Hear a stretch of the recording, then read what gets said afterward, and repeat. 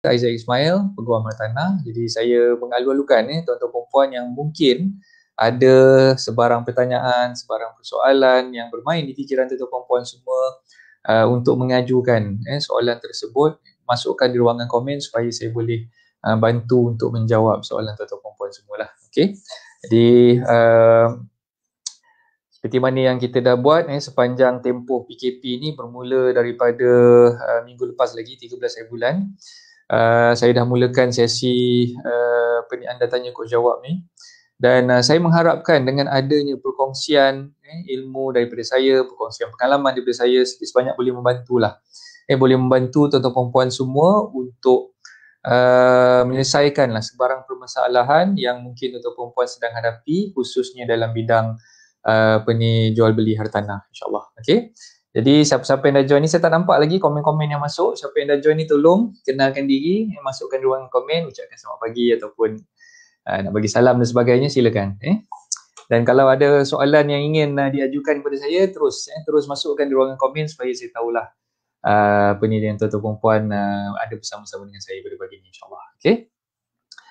Okey, saya nampak orang pertama yang bagi komen, Puan Putri Dova. Waalaikumsalam Puan Putri. Selamat pagi. Okey, nak dapatkan komen coach berkenaan keputusan mahkamah mengenai pengiraan LED dikira daripada tarikh bayar booking instead of tarikh SPA signing. Okey. Memang tengah panas, memang tengah panas. Baru je semalam saya come across artikel ataupun berita berkenaan dengan apa yang Puan Putri Dova tanyakan ni. Okay, kejap lagi insyaAllah saya akan bagi kupasan sedikit lah. Sebab saya bercadang untuk mengadakan satu sesi live khusus. Sesi live khusus untuk membincangkan tentang topik ni. Tapi untuk menjawablah soalan Putri itu, sebenarnya kalau ikutkan dalam kes ni adalah kes yang telah diputuskan oleh Mahkamah Persekutuan. Mahkamah Persekutuan ataupun kita panggil dia Federal Court lah. Federal Court ni merupakan mahkamah yang paling tinggi sekali, paling atas sekali dalam hierarki mahkamah yang ada di Malaysia. Okay, jadi kes yang kita dapat keputusan semalam tu, dia telah pun menggariskan bahawa bila pemaju telah membuat kutipan untuk bayaran booking. Bayaran booking ni maknanya contoh macam katalah tuan-tuan perempuan ingin membeli hartanah daripada pemaju hartanah kan. So bila kita nak beli hartanah daripada pemaju hartanah, sebenarnya kita akan menandatangani satu borang ataupun satu form yang dipanggil sebagai booking form, dan setelah kita menandatangani booking form tersebut, kita biasanya lah dikehendaki oleh pemaju hartanah untuk mendepositkan sejumlah wang. Okay, itu dipanggil sebagai booking fees lah, booking fees. Okay, so bila kita dah bayar booking fees tu, biasanya booking fees tersebut di-collect ataupun dikutip daripada pemaju, sama ada dibayar terus kepada akaun stakeholder pemaju ataupun dibayar kepada akaun stakeholder peguam yang menjadi panel, panel peguam bagi pihak pemaju tersebut. Okey, jadi apa yang dah berlaku sekarang ni, kebiasaannya lah bila pemaju dah collect booking, pemaju akan minta kita untuk buat proses permohonan pinjaman dengan pihak bank. Okey, jadi bila kita dah kita dah depositkan bayaran booking fees tadi dan dah menandatangani booking form dengan pihak pemaju minta kita untuk apply loan pula lah, untuk buat proses untuk dapatkan pinjaman daripada pihak bank ataupun PSA dan sebagainya lah. Okay, so sejurus selepas kita dah submit kita punya application untuk loan tadi, okay, proses untuk loan tu mungkin mengambil masa sedikit lah. Mungkin ada sampai seminggu, ada yang lebih daripada seminggu dan sebagainya. Okay, jadi pending loan application tu diproses, sebenarnya kita tak dikehendaki untuk menandatangani perjanjian jual beli lagi. Okay, maknanya perjanjian jual beli itu hanya akan ditandatangani sejurus selepas letter offer ataupun surat tawaran pinjaman daripada bank yang kita mohon tadi dikeluarkan. Okay, so maknanya in between masa tempoh katalah lebih kurang dalam seminggu ataupun 2 minggu selepas kita dah bayar booking tadi, okay, masa tersebut sebenarnya adalah masa yang diberikan kepada kita sebagai bakal pembeli untuk memuktamadkan permohonan pinjaman kita dengan pihak bank sejurus selepas loan dah lulus, dah approve, barulah kita dikehendaki untuk menandatangani pula perjanjian jual beli dengan pemaju. Okay, so decided cases yang dah berlaku sekarang ni, apa yang Mahkamah Persekutuan dah putuskan, sejurus selepas kita menandatangani booking form dan membayar booking fee kepada sama ada kepada peguam yang mewakili pemaju sebagai panel pemaju tadi, ataupun membayar booking fee tersebut terus kepada akaun pemaju, tempoh masa tu dah berjalan sebenarnya. Tempoh masa tu dah berjalan. Contohlah, katalah dalam kes-kes yang melibatkan hartanah yang dibeli daripada pemaju untuk landed property, biasanya tempoh yang ditetapkan di bawah HDA ataupun Housing Development Act, Akta Pemajuan Perumahan adalah 24 bulan. 24 bulan untuk tarikh yang kita perlu pemaju perlu siapkan dan menyerahkan milikan kosong ataupun vacant possession rumah tersebut kepada pembeli lah. Okey, dan tempoh masa bermula sejurus selepas kita dah membayar booking fee dan menandatangani booking form dengan pemaju. Okey, jadi banyak berlaku kekeliruan dengan decided cases tadi itu. Sebenarnya ia telah memberi pencerahan bahawa tempoh masa 24 bulan untuk landed property, 24 bulan, untuk high rise biasanya 36 bulan. Bermula daripada tarikh booking di collect, bermula daripada tarikh booking fee dibayar kepada pemaju. Jadi sekarang ni maknanya ini sedikit sebanyak memberi berita baik lah, berita baik kepada bakal-bakal pembeli, di mana bakal-bakal pembeli sepatutnya menarik nafas lega disebabkan pemaju tak boleh sewenang-wenangnya collect booking fee daripada bakal-bakal pembeli. Jika pemaju berhasrat untuk sengaja mendelaykan ataupun melewat-lewatkan what we call penyiapan projek yang dah dibangunkan itulah. Jadi sedikit sebanyak berita yang kita baru baca semalam ni sebenarnya memberi gambaran yang baik kepada bakal-bakal pembeli, advantage kepada bakal-bakal pembeli sekiranya pemaju tu lewat menyerahkan milikan kosong rumah tersebut. Pemaju boleh dikenakan LAD ataupun liquidated and asset damages lah, ganti rugi lewat. Okey, so ganti rugi lewat tu dikira atas dasar kelewatan pemaju untuk menyerahkan kunci sejurus selepas booking dibayar dan juga booking fee ataupun booking form tu ditandatangani oleh pembeli dan juga oleh pemaju tadi itulah. Jadi kita kena take note dekat sini lah, maknanya kalau tuan-tuan perempuan sebagai bakal pembeli, sejurus selepas tuan-tuan perempuan dah masuk booking, dah bayar booking kepada pemaju, dalam masa yang sama tuan-tuan perempuan dah menandatangani booking form dengan pemaju tadi, masa tempoh untuk pemaju menyerahkan milikan kosong ataupun vacant possession tu dah pun bermula. Jadi itulah decided cases apa yang telah diputuskan oleh Mahkamah Persekutuan dalam kes ni lah.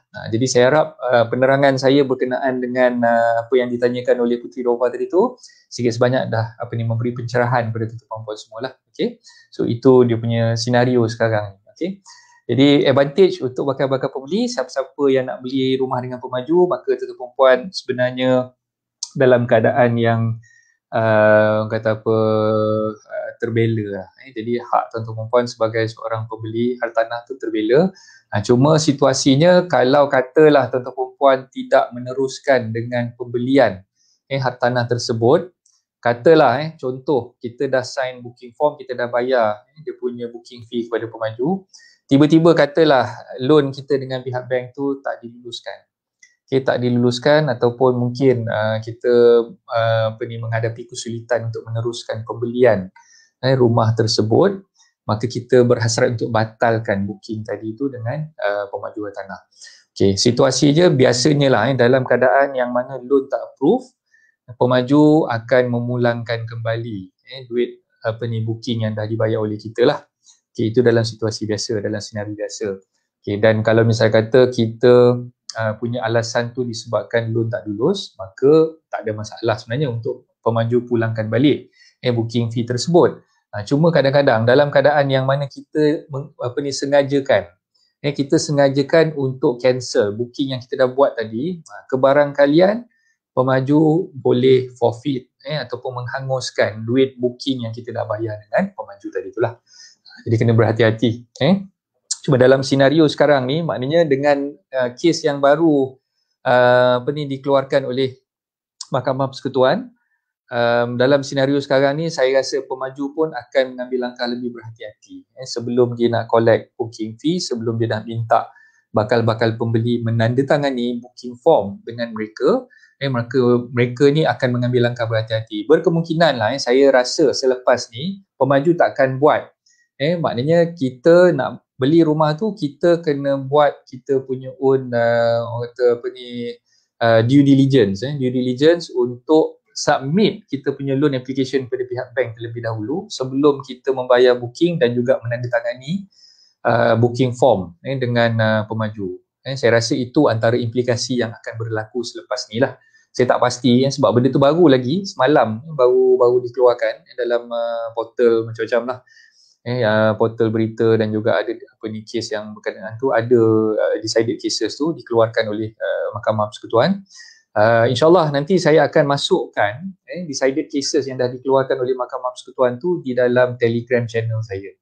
Jadi tuan-tuan dan puan yang mungkin nak baca, nak dapatkan sinopsis apa sebenarnya yang saya terangkan tadi tu, tuan-tuan dan puan boleh membaca kes yang telah diputuskan oleh Mahkamah Persekutuan tadi di dalam Telegram channel saya lah, insyaAllah. Kejap lagi saya akan uploadkan dalam Telegram channel saya tu. Jadi saya harap saya dah menjawab soalan Puteri Rova tadi, dan semoga lah tuan-tuan dan puan yang ada niat untuk membeli rumah dengan pemaju, janganlah pula lepas dah tahu kes ni tuan-tuan dan puan terbantut pula hasrat nak beli rumah dengan pemaju tu. Boleh teruskan sebenarnya sebab benda ni sedikit sebanyak memberi advantage, memberi peluang yang lebih besar kepada bakal-bakal pembeli rumah yang mana berhasrat untuk membeli rumah dengan pemaju tadilah. Sebab tempoh masa LED tu kita dah boleh ambil kira setelah kita membayar booking kepada pemajuan tanah. So dia bukan lagi ikut masa SPA ditandatangani ataupun perjanjian jual beli tu kita sign dengan pemaju. Dia ambil kira masa kita mula-mula sign booking form tu. Jadi mungkin kita punya tempoh LED tu akan jadi lebih panjang sekiranya pemaju lewat menyerahkan milikan kosong rumah tersebut kepada kita lah. So itu advantage yang ada. So terima kasih Puteri Rova atas soalan tadi tu. Saya nampak nama Muaz kat situ. Waalaikumsalam. Salam duha. Terima kasih Muaz. Tuan Ridwan berada. Waalaikumsalam Tuan Ridwan. Tuan Syah Izwan. Waalaikumsalam. Good morning. Tuan Imran Munada. Waalaikumsalam. Selamat pagi Tuan Imran. So ada lagi tak soalan-soalan yang ingin diajukan kepada saya? Silakan. Silakan masuk type di ruangan komen supaya saya boleh baca soalan tuan-tuan puan dan saya boleh cuba menjawabnya dengan sebaik mungkin. Jadi jangan risau tentang apa yang saya terangkan tadi. Case law tu saya akan panjangkan di dalam Telegram channel saya. Jadi boleh tengoklah sebab dia panjang dia punya artikel tu dalam PDF format. Jadi saya tak boleh nak kupas satu persatu. Dia lebih kurang dalam, tak silap saya dah 30 ke 40 buku surat macam tu. Jadi tuan-tuan puan boleh ambil maklum, boleh masuk ke Telegram channel saya dan boleh dapatkan decided case tu di dalam Telegram channel saya. Okey, saya nampak Tuan Abu Syafiq ada tanya soalan. Waalaikumsalam Tuan Abu. Agaknya MCO ni ganggu tak urusan beli lelong ni? Takut sangkut je. Dalam tempoh MCO ni kita kena faham bahawa kebanyakan lelongan dibuat secara online. Jadi Tuan Abu mungkin boleh go through website-website pelelong yang ingin mengendalikan lelongan secara online ni lah. Baca dulu POS dia, Proclamation of Sale berkenaan dengan syarat-syarat jualan lelong di dalam website yang berkenaan. Dari segi tempoh masa yang dah ditetapkan dalam POS tersebut. Jadi macam yang saya selalu war-warkan sebelum ni, kena pastikan yang kita mampu untuk menyelesaikan bayaran keseluruhan harga lelongan ataupun harga bidaan tersebut dalam tempoh yang telah ditetapkan di dalam POS lah. Jadi kalau tuan-tuan puan ingin mendapatkan pinjaman daripada pihak bank, sebelum tuan-tuan puan masuk bidaan. Contoh katalah bidaan tu dibuat pada 30 hari bulan Januari lah sebagai contoh. 30 hari bulan Januari dah keluar dah dia punya iklan. Dan tuan-tuan perempuan pun dah tengok dia punya rumah tu keadaan dia macam mana, dah pergi tengok site visit dan sebagainya, tengok daripada luar lah kan. Unless kalau rumah tu tak berkunci, mungkin tuan-tuan perempuan boleh jengah masuk ke dalam ke, itu saya tak tahulah. Okey, tapi dalam keadaan biasanya apa yang saya syorkan tuan-tuan perempuan tengok dulu POS macam mana, dapatkan gambaran macam mana yang saya dah terangkan sebelum ni. Tuan Abu boleh tengok siaran live saya beberapa hari yang lepas, tak saya rasa minggu lepas kot, saya terangkan tentang lelongan tu.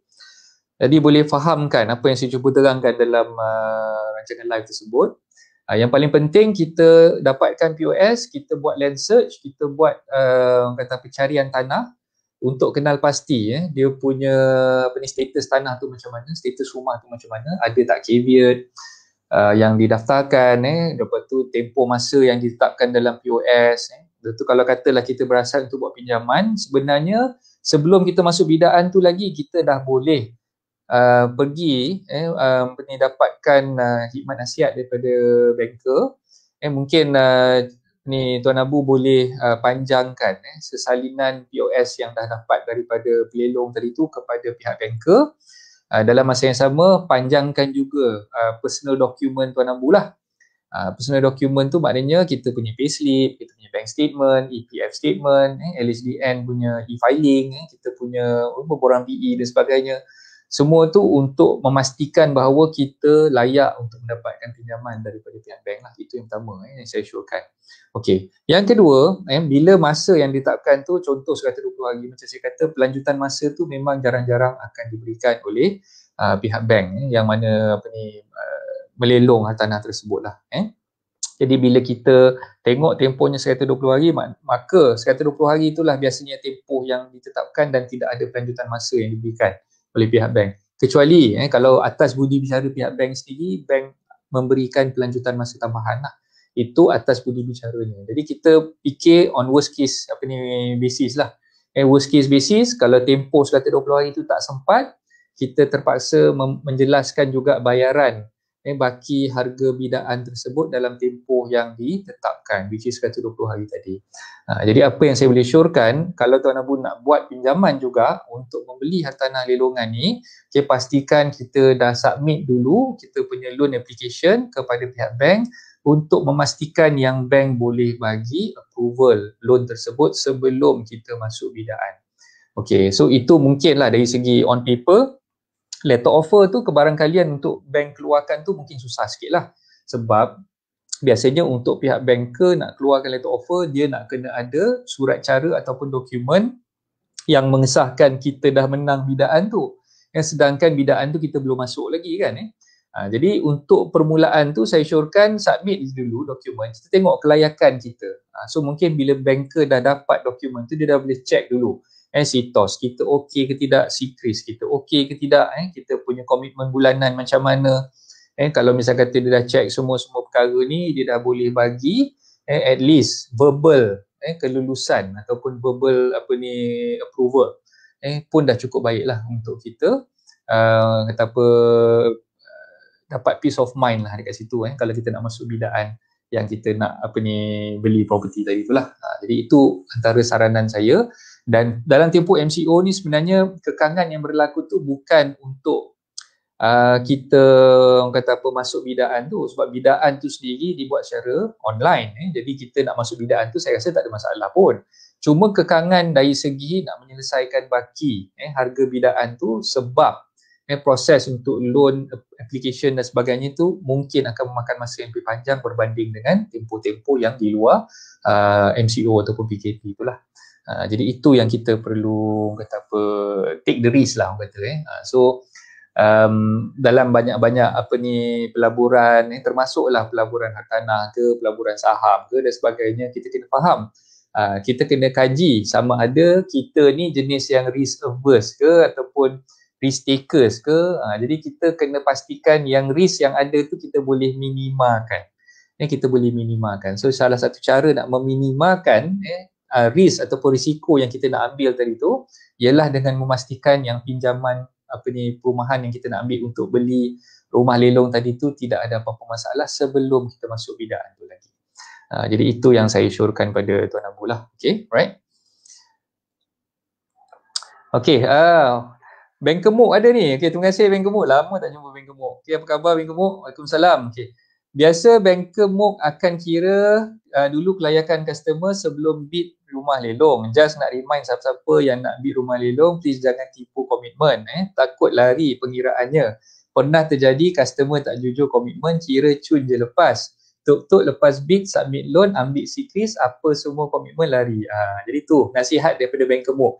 Okay, untuk pengetahuan semua, Bank Gemuk merupakan sahabat saya daripada BSN, BSN di Kota Baru, Kelantan. Jadi tuan-tuan dan puan, siapa yang nak buat permohonan untuk dapatkan pinjaman perumahan daripada BSN, boleh contact Bank Gemuk. Muk, boleh masukkan nombor telefon Muk?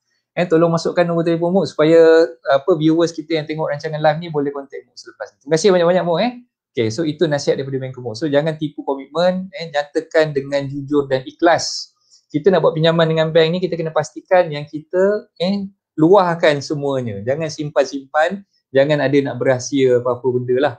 Jadi itu untuk kebaikan kita juga. Kalau kita berahsia, kita tak nyatakan dengan jelas komitmen kita macam mana, kita ada masalah nak selesaikan hutang sebelum-sebelum ni. Jadi benda-benda macam tu yang akan mengakibatkan loan kita tu boleh jadi masalah. Bila kita dah dapat kelulusan awal, tiba-tiba bila kita submit yang betul-betul punya application selepas kita dah menang bidaan tu, berkemungkinan loan kita yang awalnya tu dulu boleh lepas jadi masalah tak lepas pula.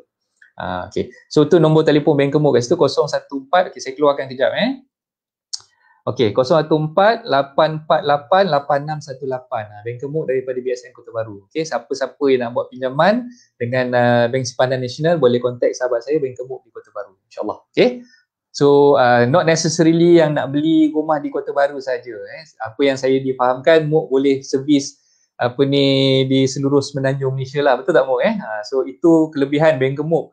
Okay, so saya dah biasa berurusan dengan Bank Gemuk, saya tahu dia punya servis memang TikTok. Jadi tuan-tuan dan puan, saya syorkan siapa yang nak buat pinjaman dengan BSN boleh contact Bank Gemuk selepas ni, insyaAllah. Okay, terima kasih Muk. So ambil nombor telefon Bank Gemuk siap-siap ada dalam ruangan komen tu. Jadi siapa-siapa yang nak contact Bank Gemuk selepas ni dah boleh berhubung dengan beliau lah. Okay, alright, saya teruskan lagi penerangan saya tentang lelongan tadi ni. Okay, so Tuan Abu pun kena faham bila kita nak beli rumah lelongan ni, kita kena pastikan bila kita dah buat land search dekat pejabat tanah tadi tu, tak ada sekatan ataupun tak ada bebanan ke atas hartanah tersebut yang kita tak boleh nak selesaikan lah. Okay, antaranya adalah caveat. Caveat ni memang satu benda yang paling dirisaukan, paling ditakuti oleh siapa-siapa yang nak masuk bidaan. Okay, jadi bila kita nak beli rumah melalui lelongan, kita kena pastikan tidak ada caveat yang didaftarkan ke atas hartanah tersebut yang masih lagi tengah berjalan. Okay. Caveat ni sebenarnya bila kita buat carian, kita kena tengok tarikh caveat dimasukkan tu bila. Sebab caveat persendirian, ini saya cerita caveat persendirian ataupun private caveat, dia boleh bertahan sehingga 6 tahun. So kalau katalah caveat tu didaftarkan pada tahun 1995, pada tahun 2000, dah lebih daripada tempoh 6 tahun, tuan-tuan dan puan tak perlu risau lagi sebab automatically selepas tempoh 6 tahun tu caveat tu akan terbatal dengan sendirinya. Tapi kalau katalah caveat yang dimasukkan tu baru lagi, katalah 2017, 2018, tak sampai 6 tahun lagi. Jadi perlu berhati-hati. Saya syorkan elakkanlah daripada membeli hartanah yang ada caveat yang masih tengah berjalan tu. Sebab susah nanti kita nak buat urusan. Kalau katalah kita buat pinjaman dengan pihak bank, lagi leceh. Bank tak akan disburse loan tu selagi mana caveat tu tak di-remove, selagi mana caveat tu tak dibatalkan. Okay, jadi itu kena pastikan. Kena buat carian dulu di pejabat tanah. Tak susah pun buat carian di pejabat tanah di negeri Selangor. Carian persendirian kosnya cuma RM30 je. Kalau di negeri-negeri lain pun kosnya tak mahal mana pun. Paling mahal pun saya rasa carian dalam RM50 macam tu je lah. Jadi tak rugi kalau kita korbankan sedikit duit, bayar kepada pejabat tanah untuk dapatkan keputusan carian tu terlebih dahulu sebelum kita masuk bidaan lah. Okey, lepas tu saya nak syorkan juga tuan-tuan perempuan kena check dengan management corporation untuk bangunan yang status strata lah. Kalau misalnya kata kita beli rumah apartmen dan sebagainya dalam bidaan tu, kita pergi ambil inisiatif untuk pergi ke JMB ataupun management corporation bangunan tersebut untuk kenal pasti berapa tunggakan yang ada ke atas rumah yang kita nak bida tadi tu. Okay, sebab apa saya cakap macam tu? Okay, tunggakan tu ada banyak lah. Satu yang saya sebut tadi, management corporation punya maintenance lah. Maintenance, okay, itu yang pertama. Yang kedua, cukai pintu dan juga cukai tanah. Yang cukai pintu ni bayar kepada Majlis Perbandaran, cukai tanah ni bayar kepada pejabat tanah lah. Okay, tunggakan-tunggakan ni pun kita kena check dulu. Okay, untuk TNB, electricity, air dan juga IWK pun kita perlu check berapa sebenarnya tunggakan untuk rumah tersebut. Okay, yang pasti, bila ada tunggakan-tunggakan ni semua, sebenarnya lah, kita punya tanggungjawab sebagai pembida yang berjaya, kita perlu lunaskan, selesaikan dulu tunggakan yang ada ni menggunakan duit kita sendiri. Okay. Itu antara perkara yang jarang-jarang orang kata apa, fahami oleh bakal-bakal pembida. Sebab diingat, bayaran-bayaran tunggakan ni akan diselesaikan oleh bank melalui bayaran yang dah dibayar oleh kita kepada pihak bank masa kita menang bidaan tu. Sebenarnya tidak tuan-tuan perempuan. Tuan-tuan perempuan kena advancekan dulu, kena selesaikan dulu bayaran tunggakan ni kepada pihak-pihak yang berkenaan. Kena bayar untuk maintenance tu dulu, kena bayar untuk cukai pintu, cukai tanah tu dulu, kena bayar untuk electricity, air dan juga IWK tadi tu. Semua ni perlu dijelaskan terlebih dahulu menggunakan duit kita. Bila kita dah buat bayaran tu, nanti bila pihak bank dah terima baki harga bidaan sepenuhnya daripada kita, barulah pihak bank akan reimburse balik, akan pulangkan balik apa-apa bayaran yang kita dah advancekan tadi kembali kepada kita. Okay, sebab apa kita kena bayar dulu? Sebab bila bank kita buat pinjaman dengan bank, contohlah katalah kita buat pinjaman dengan BSN tadi kan. Okay, sebelum BSN nak release, nak disburse duit kepada bank yang melelong tadi, BSN nak dapatkan semua resit-resit bayaran untuk segala tunggakan yang ada tu diberikan dulu kepada BSN, barulah BSN boleh disburse loan kita kepada pihak bank yang melelong tadi tu. Itu kena faham. Selagi kita tak settlekan, selagi kita tak buat bayaran tu, selagi itulah bank yang kita buat pinjaman tu tak boleh nak disburse loan tersebut. Jadi tuan-tuan puan kena take note on that lah. So itu antara perkara-perkara yang kena faham lah bila kita nak buat lelongan. Okey, Mas pun dah masuk. Terima kasih, Mas. Okey, Tuan Mi, terima kasih Tuan Mi dah masuk juga. Okey, saya tengok Tuan Mi soalan. Coach, rumah lelong ni kalau harga lelong RM200,000, menang bid RM250,000, RM50,000 tu masuk loan ke kita sendiri kena tambah? Okey, sebenarnya kita boleh mohon untuk masukkan dalam loan. Okey, loan yang kita mohon kepada pihak bank sebenarnya adalah berdasarkan kepada harga bidaan yang kita menang. Okey, tengoklah berapa margin of financing yang kita boleh dapat daripada pihak bank yang kita nak mohon tadi itulah. Okey, biasanya dalam urusan pinjaman dengan pihak bank, maksimum loan yang kita boleh dapat adalah 90%. 90%.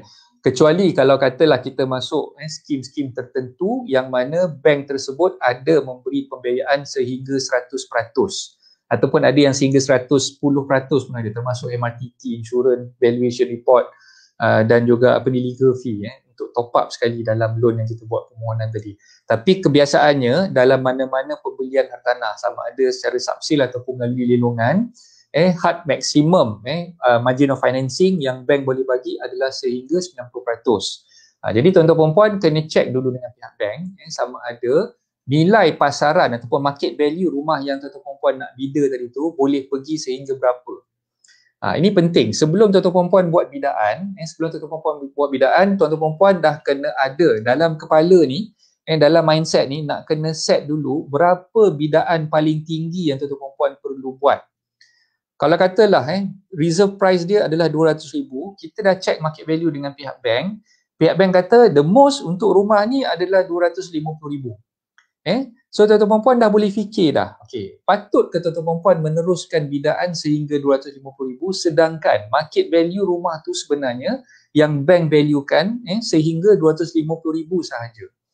Okey, so kalau saya jadi tuan-tuan perempuan, saya tak akan bida rumah tu sehingga 250,000. The most yang saya akan bida adalah sehingga 210 ataupun 215,000 sahaja. Kenapa saya cakap macam tu? Sebab kalau katalah bank punya valuation boleh bagi up to 250,000, dalam kepala saya boleh fikir, okay, kat luar sana kalau saya check harga pasaran melalui mudah.my ke, melalui Bricks dan sebagainya ke, mungkin saya boleh dapat rumah yang berharga below 250,000 dengan senang. yang berharga 250,000 ke bawah dengan mudah, sebab market value bank maksimum bank boleh bagi up to 250,000. Jadi secara logiknya kita fikir rumah-rumah yang nak dijual di luar sana, untuk rumah yang kita berminat nak bida tadi tu, harga yang dia ditawarkan tanpa melalui bidaan tu pun sebenarnya boleh dapat below than 250,000. Itu secara logiknya lah. Okay, jadi tuan-tuan perempuan, sebelum masuk bidaan, dalam kepala ni memang dah kena fikir. Dalam kepala ni memang dah kena tanamkan. Dia punya objektif beli secara lelongan ni adalah untuk membeli tanah di bawah harga pasaran. Okey, itu objektif utama kita. Kalau kita masuk bidaan tapi kita beli rumah sama at par dengan harga pasaran, no point tuan-tuan perempuan masuk bidaan. Rugi sebenarnya masuk bidaan. Okey, sebab tu yang saya cakap tadi, bidaan ni dia ada tempoh yang rigid, prosedurnya ketat, kita kena buat bank draft dan sebagainya, so leceh. Leceh sebenarnya. Jadi tuan-tuan perempuan, saya syorkan kalau katalah nak buat bidaan, nak masuk dalam lelongan, nak buat bidaan, kena pastikan tuan-tuan perempuan check dulu market value. Check dulu market value dengan pihak valuer ataupun dengan pihak banker, nak tentukan berapa sebenarnya nilai pasaran untuk rumah yang tuan-tuan perempuan nak bida tadi. Kalau misal kata nilai pasarannya 250,000 maksimum, okay, loan yang kita boleh dapat dengan bank pun sebenarnya 90%, biasanya lah 90% daripada harga 250,000 tadi, dan dalam kepala kita dah kena setkan lah. Maximum amount yang kita nak bid rumah tersebut adalah sehingga ceiling price dia berapa. Macam saya sebutkan tadi lah, mungkin 215,000 ataupun 218,000. Itu the max yang kita nak masukkan. Sebab apa? Kalau katalah harga tu dah exceed, kita nak dapatkan loan loan 90% daripada bank tadi tu, sebenarnya agak sukar lah bila kita tu yang terpaksa kita top up dengan duit sendiri. Jadi no point kita masuk bidaan kalau misalkan harga rumah tu kita boleh dapat lebih murah berbanding dengan harga yang kita bida tadi tu lah. Okey, terima kasih Puan Nur Hashimah. Tolong tagkan nama kawan-kawan. Okey, Putri, terima kasih Mas tolong tagkan kawan-kawan dia. Okey, jadi apa lagi soalan-soalan yang tuan-tuan perempuan ingin ajukan, silakan. Saya bagi satu lagi peluang untuk tuan-tuan perempuan ajukan soalan. Soalan terakhir untuk kita jawab pada pagi ni lah. Okay, terima kasih semua yang bertanyakan soalan, yang tolong menjawab, banker MOOC, sahabat-sahabat yang lain-lain yang dah join rancangan lain, tolong sharekan. Jadi inilah kata apa, sikit sebanyak aktiviti yang saya cuba terapkan sepanjang tempoh PKP ni supaya kita dapat mengisi masa terluang sama-sama duduk kat rumah tak ada buat apa tu, sambil tengok anak kita buat PDPR dan sebagainya. Jadi saya ambillah peluang ni, ambil kesempatan ni untuk ke udara secara live sepanjang tempoh PKP ni setiap hari pukul 10 pagi. Okey. Okey, dah clear Tuan Mi. Okay, terima kasih. Puan Putri Dova pun terima kasih, fruitful sharing, terima kasih banyak-banyak. Okey, so itu sajalah tak ada apa-apa soalan lagi ke? Saya bagi lagi 1 minit lagi nak tanya soalan. Siapa-siapa yang tengah bercadang nak masukkan soalan tu boleh masukkan di ruangan komen sekarang sebab saya pun ada urusan yang saya perlu selesaikan sekejap lagi.